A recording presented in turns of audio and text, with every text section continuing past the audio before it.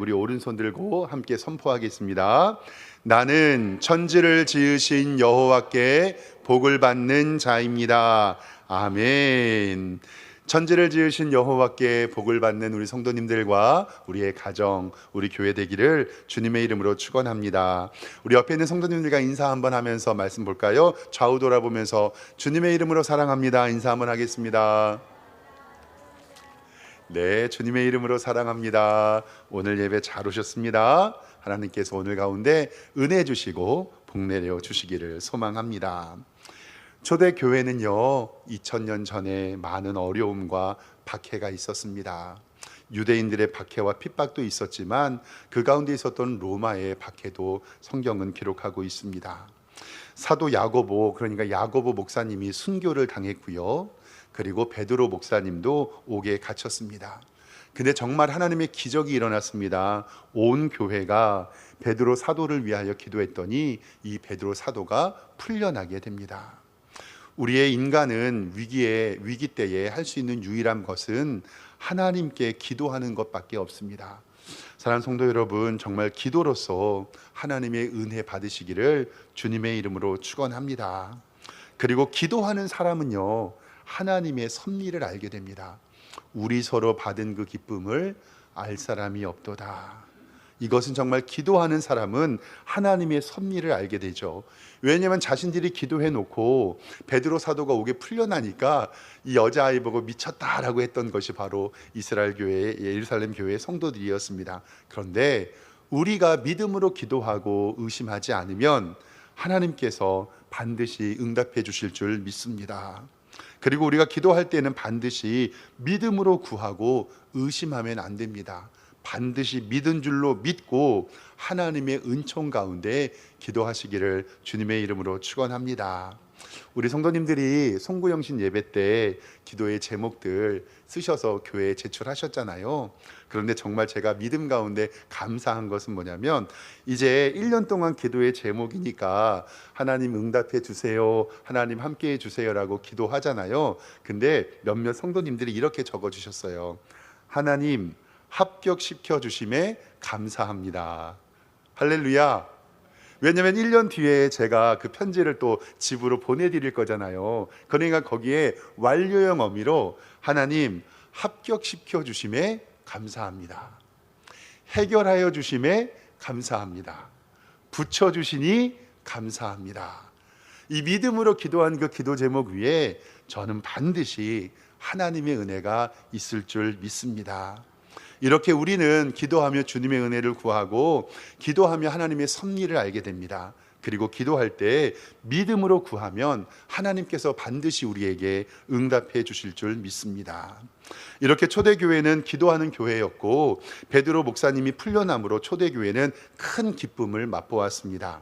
그런데 로마의 군사들이 또 찾아올 수 있고 박해할 수 있었기 때문에 지난주의 말씀 12장 17절 잠깐 보겠습니다.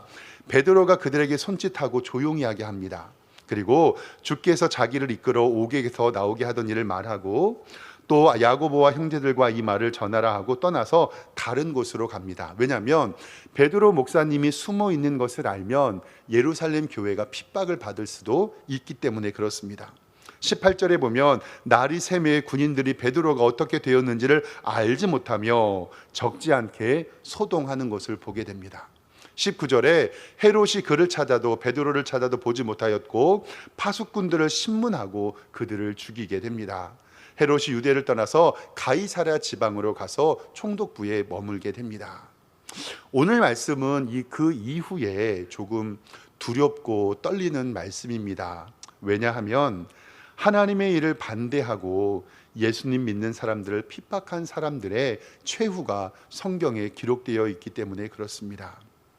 조금 조심스럽고 두려운 마음입니다. 왜냐하면 우리들도 전에 예수님 믿기 전에는 예수님 믿는 사람을 핍박하고 회방하고 그들을 멸시하고 저주했던 사람들이기 때문에 그렇습니다. 그렇기 때문에 조금 조심스럽지만 조금 심플하게 말씀 보도록 하겠습니다. 오늘 성경에 등장하는 헤롯은 로마 제국의 헤롯 대왕의 손자, 역사적 이름은 헤롯 아그리파 1세입니다. 우리가 알고 있는 로마 제국의 헤롯 대왕 있잖아요. 그 사람의 손자 헤롯 아그리파 1세입니다. 그러니까 전체의 이 헤롯을, 이 전체의 로마를 다스리는 왕이 아니라 유대 지역의 분봉 왕입니다. 그리고 우리나라 일제 강점기 시대를 보면 조선 총독부의 총독과도 같은 사람입니다. 예수님 믿는 사람을 엄청 핍박했고요, 살인했고 못살게 굴었고 죽였습니다. 그런데 하나님께서는 오늘 말씀 가운데 역사의 주관자가 되시며 교회를 핍박하는 자의 최후가 어떤지 성경에 분명하게 기록하게 됩니다.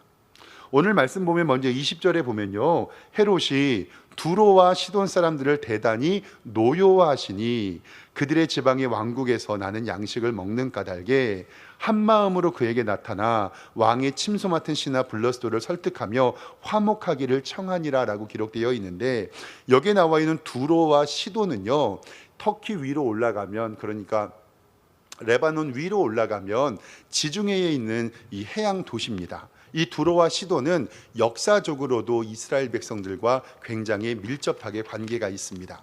우리 성도님들도 기억이 나실 텐데요, 두로와 시돈은 산지여서 백향목과 잣나무가 굉장히 많이 나옵니다. 그러니까 백향목과 잣나무가 많이 나오는 우리나라로 치면 강원도와 같은 땅입니다.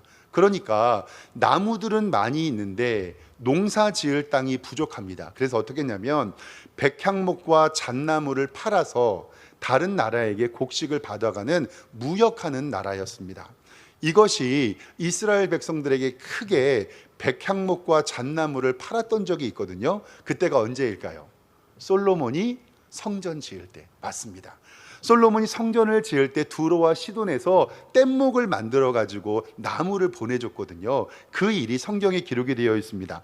우리 열왕기상 5장 9절 말씀 좀 보겠습니다. 보세요. 여기 네가라는 것은 두로 왕 히람을 이야기합니다. 두로 지역의 왕입니다. 바다에 뗏목으로 엮어서 당신은 솔로몬을 이야기합니다. 내가 그것을, 백향목과 잣나무를 바다에서 뗏목으로 엮어 당신이 지정하는 곳으로 보내고 거기서 그대를 풀리니 당신은 받으시고 내 원을 이루어 나의 궁정을 위하여 무엇을 주소서? 음식물을 주소서. 두로와 시돈에 있었던 사람들은 이스라엘 백성들에게 잣나무와 백향목을 보내주고 자기들이 없는 무엇을 받은 거예요? 음식물, 곡식을 받은 겁니다.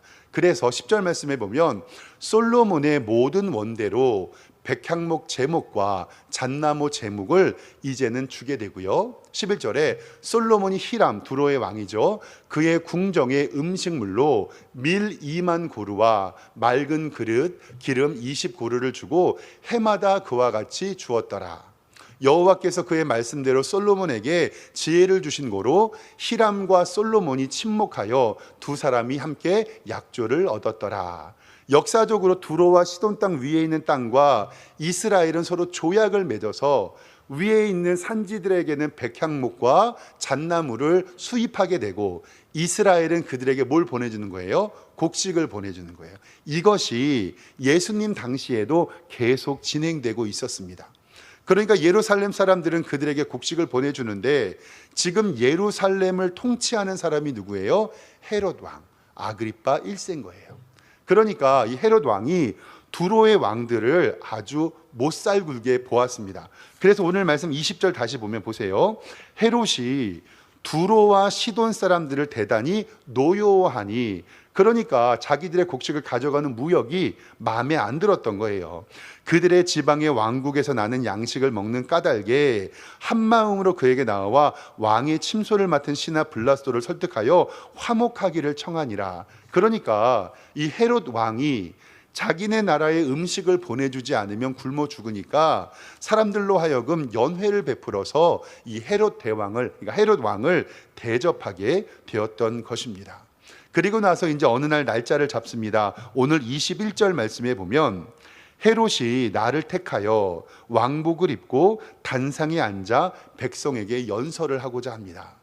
그런데 이 헤롯 왕이 얼마나 사람들을 죽이고 힘들게 했으면 백성들이 뭐라고 하냐면 22절에 백성들이 크게 부르되 이것은 신의 소리요 사람의 소리가 아니라 즉 헤롯 왕이 연설을 하는데 백성들이 뭐라 그래요? 이것은 사람의 말이 아니라 신의 소리다라고 이야기하면서 왕을 막 올려줍니다. 백성들은 왕에게 잘 보이기 위하여 신의 소리라고 거짓말까지 합니다. 그리고 나서 이 헤롯이 사망하게 됩니다. 23절 말씀에 헤롯의 영광을 하나님께로 돌리지 아니하고 주의 사자가 곧 치니 벌레가 먹여 죽으니라. 이것은 요세푸스의 역사가에게도 기록이 되어 있고 이 사람이 이렇게 된지 하나님께서 죽임을 당하게 했다는 것을 성경은 기록하고 있습니다.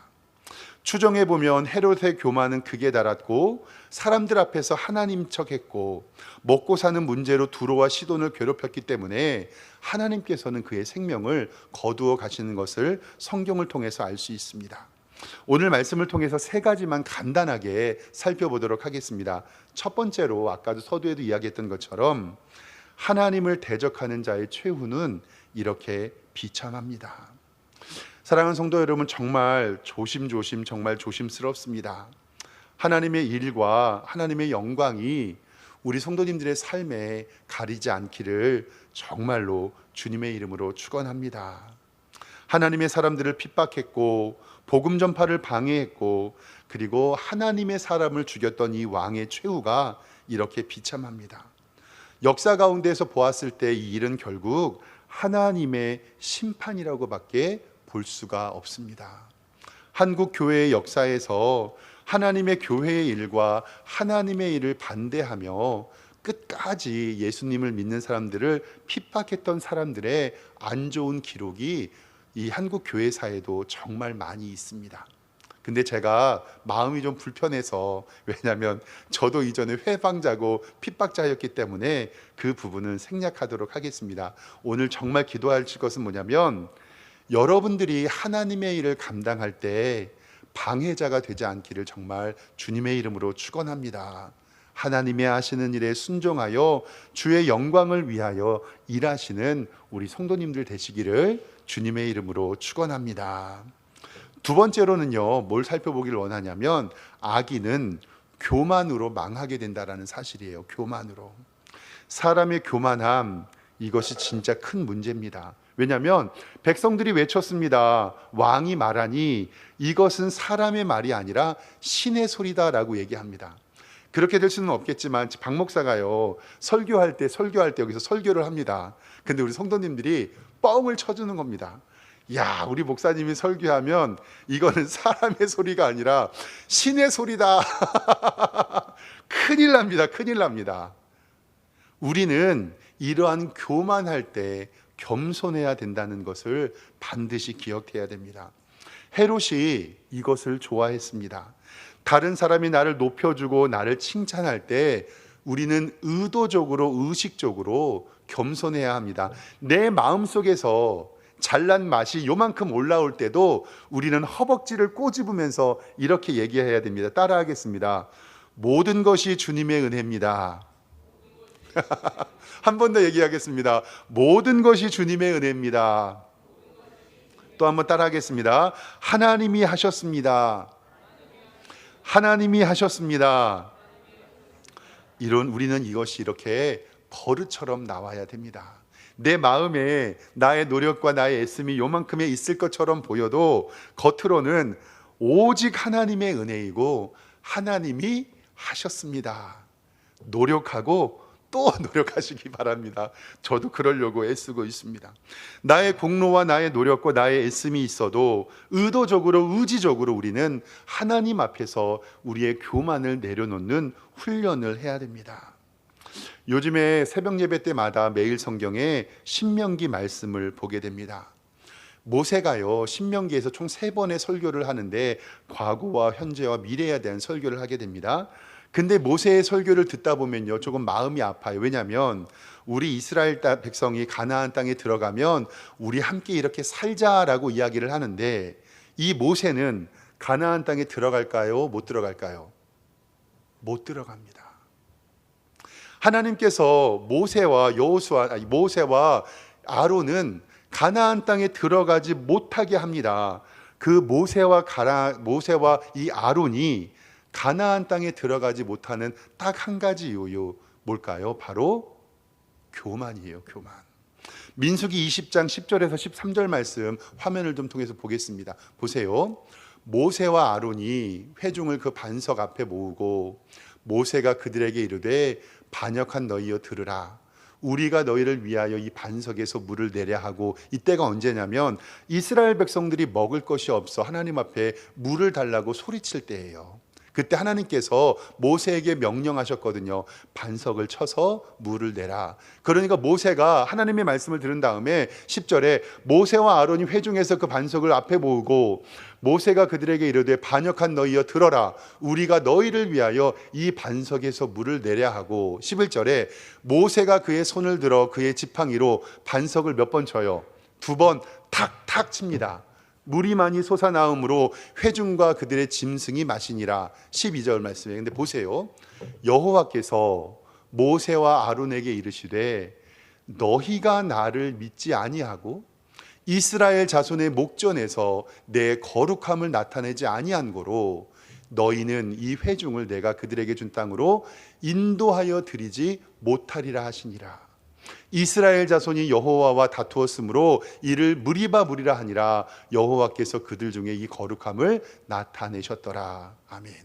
그러니까 모세가 반석을 2번 쳤는데 1번 치고 2번 치고 3번 친 것이 중요한 것이 아니라, 모세가 반석을 칠 때 하나님께서 주시는 힘으로 하나님의 능력처럼 보인 것이 아니라 누가 하는 것처럼요, 내가 하는 것처럼.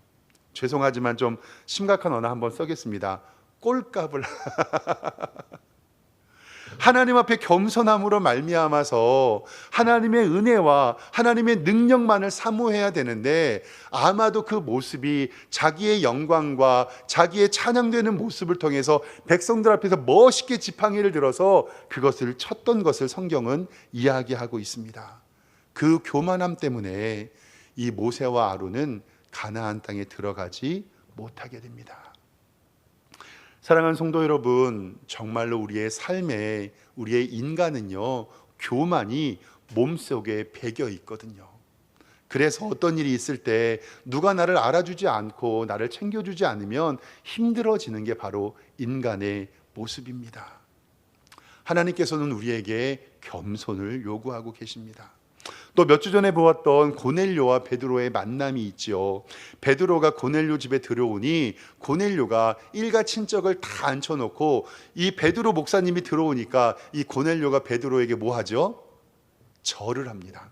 그것이 사도행전 10장 25절에 나왔는데요. 화면 잠깐 보겠습니다. 베드로와 고넬료가 만나는 장면이에요. 25절에 마침 베드로가 들어올 때에 고넬료가 맞아 발 앞에 엎드려 절하니, 베드로가 뭐라 그래요? 일으켜 이르되 일어서라, 나도 무엇이라? 사람이라. 고린도전서 10장 12절 말씀에 그런즉 선줄로 생각하는 자는 뭐 할까 조심하라고요? 넘어질까 조심하라. 하나님을 대적하는 자의 최후는 이렇게 교만함으로 나타나고, 자기가 말을 할 때 사람들이 이는 사람의 말이 아니라 하나님의 말이라로 높여줄 때 좋아했습니다. 그런데 사랑하는 성도 여러분, 고린도전서 10장 12절 말씀, 그런즉 선줄로 생각하는 자는 넘어질까 조심하라 라고 했던 것이 우리의 가정과 우리 교회, 그리고 여러분들의 하나님의 섬기는 사업장 위에 있기를 주님의 이름으로 축원합니다. 그리고 마지막 3번째로는요, 하나님의 역사는 아무도 막을 수 없다는 것을 성경은 우리에게 이야기합니다. 이러한 핍박과 고통 가운데 하나님의 교회가 든든히 섰다고 오늘 성경에 기록합니다. 24절 말씀에 하나님의 말씀은 흥왕하여 더하였고, 25절에 바나바와 사울이 부조하는 일을 마치고 마가라 하는 요한을 데리고 예루살렘에서 돌아오니라. 아멘. 요즘에요, 인구 절벽으로 교회들마다 교회 학교가 없어지고, 통계에 의하면 한국 교회의 80%가 유년주일학교가 없는 예배를 드리고 있다고 얘기를 합니다. 많은 저희의 선배 목사님들이 저희들을 얘기하고 저도 가끔씩 공부하러 세미나하러 다녀오는데요. 참 안타까운 일들이라고 얘기를 해요. 왜냐하면 80년대, 90년대는 교회가 부흥하는 시기였고 인구도 많았고 그리고 성도들도 많이 교회에 왔는데 요즘에는 그렇지 않잖아요. 저희 선배 때만 하더라도 1년에 태어나시는 인구, 수능을 보는 인구가 80만 명, 저희 때는 65만 명이었거든요. 근데 제 아이가 중3 이제 고1 되는데 그 아이가 되면 이제 30만 명으로 인구가 준다고 해요. 그러니까 점점 인구가 줄어드니까 교회에 오는 사람들도 점점 없게 되지요.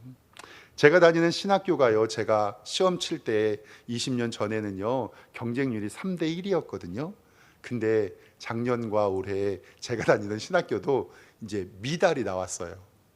그리고 교회에서 전도사님을 구하려고 공고를 많이 올려도 신학생들이 없다 보니까 교회에 전도사님들이 지원을 하지 않게 됩니다.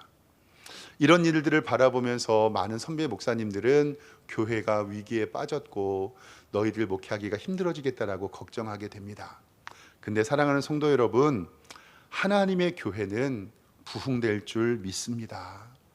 하나님의 교회는 흔들림 없이 부흥될 줄 믿습니다.